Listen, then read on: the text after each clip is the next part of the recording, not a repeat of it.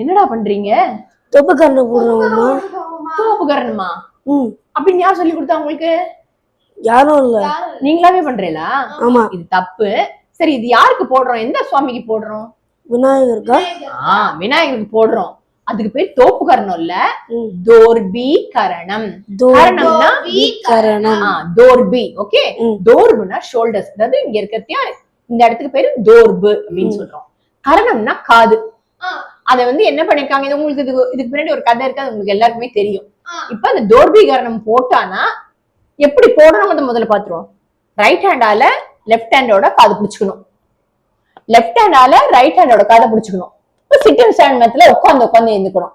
மூஷிக வாஹன மோதக ஹஸ்த சாமர கர்ண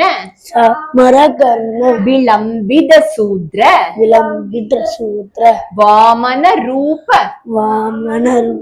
மகேஸ்வர புத்திர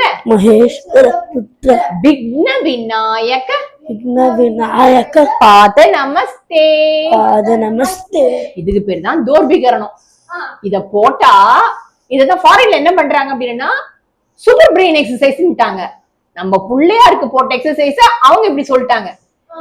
இத நம்ம போட ஆரம்பிச்சோம் டெய்லி அப்படின்னா உச்சந்தலையில இருந்து உள்ளங்கால் வரைக்கும் எல்லா நர்வ்ஸும் ஒழுங்கா ஆக்டிவேட் ஆகி உனக்கு ஞாபக சக்தி வரும், உன்னோட ஃபேஸ் எல்லாம் அழகா இருக்கும், எல்லாம். அதாவது உன்னோட டம்மி உள்பட குறையும்டா.